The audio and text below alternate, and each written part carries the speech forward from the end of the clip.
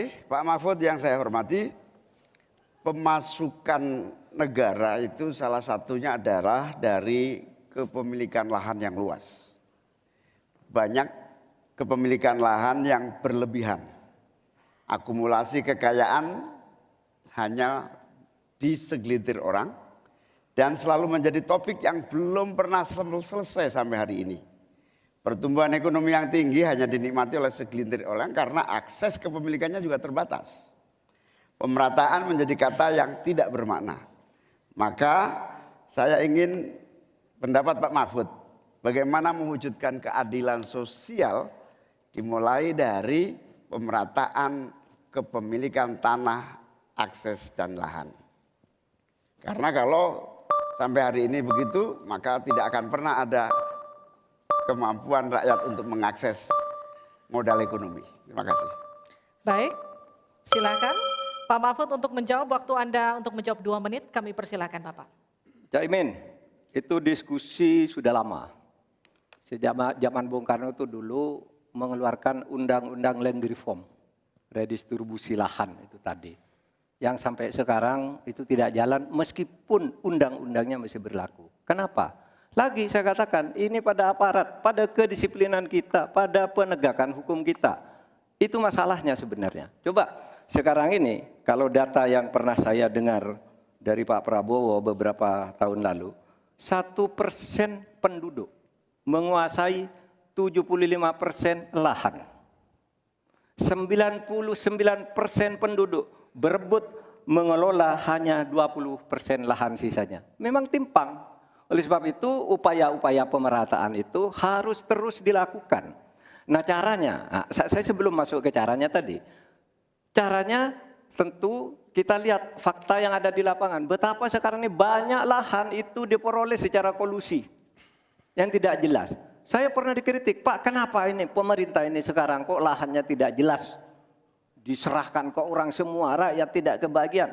Saya tanya, mana daftar lahan? Saya minta ke Kementerian Pertanian. Oh ini dibuat tahun sekian, ini tahun sekian, ini tahun sekian, tahun sekian. Saya tahu di mana masalahnya dan siapa yang membuat ini.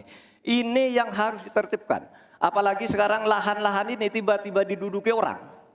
Diduduki orang sampai puluhan tahun, negara diam aja.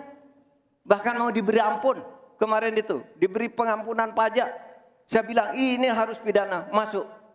Itu dia menguasai tanah 22 tahun tidak bayar pajak lalu diberi ampun asal mulai baik-baik kembalikan seandainya pajak. Tidak bisa, saya bilang. Nah sekarang dia ini sudah masuk pidana dan sudah inkrah. Nah itu saya kira jalan yang keluarnya itu kedisiplinan kita menegakkan aturan. Itu saja saya kira jawaban yang menurut saya simpel dan tepat. Selesai. Baik, silakan Pak Muhaimin untuk memberikan tanggapan dari jawaban Pak Mahfud tadi. Terima kasih. Yang disampaikan Pak Mahfud kurang satu hal saja, yaitu harus ada political will, kemauan politik yang sungguh-sungguh, sekaligus memanfaatkan instrumen hukum yang memadai. Saya ingat debat Pilpres 5 tahun yang lalu, ada komitmen untuk membagi lahan dengan menggunakan land reform dengan istilah, menurut waktu itu kita istilahkan dengan distribusi kepemilikan lahan. Sehingga yang ingin saya tegaskan dari jawaban Pak Mahfud tadi adalah instrumen hukum harus dipakai secara optimal, diikuti dengan kemauan dan kesungguhan politik, bukan hanya retorika politik. Oleh karena itu agar tanah-tanah yang dikuasai oleh segelintir orang terdistribusi dan rakyat ikut menikmati, terutama untuk lahan-lahan pertanian yang lebih produktif. Terima kasih. Silakan langsung ditanggapi Pak Mahfud, waktu Anda. Ya, memang begitu kan dari program yang kami lakukan, kita akan melakukan redistribusi tanah. Dulu dalam 5 tahun terakhir ini bahkan ada kan pembagian tanah untuk rakyat agar merata. Lalu ada 1 juta sertifikat.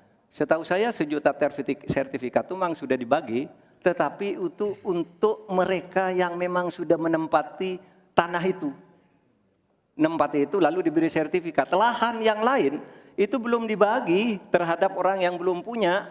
Nah itulah yang akan kita kerjakan besok dalam rangka redistribusi tanah itu. Itu betul Pak Muhaimin, betul 100% bahwa masalahnya political will. Di antara political will yang paling penting itu adalah penegakan hukum. Political will untuk menegakkan hukum itu adalah kuncinya. Aturannya semua sudah ada, tapi kemudian bocor di mana-mana, tidak jalan di mana-mana. Banyak tanah orang tidak pernah dijual, tiba-tiba dirampas orang lain dan dia tidak berdaya. Nah itulah masalahnya, Cak Imin. Selesai. Tuntas. Terima kasih. Kita lanjutkan.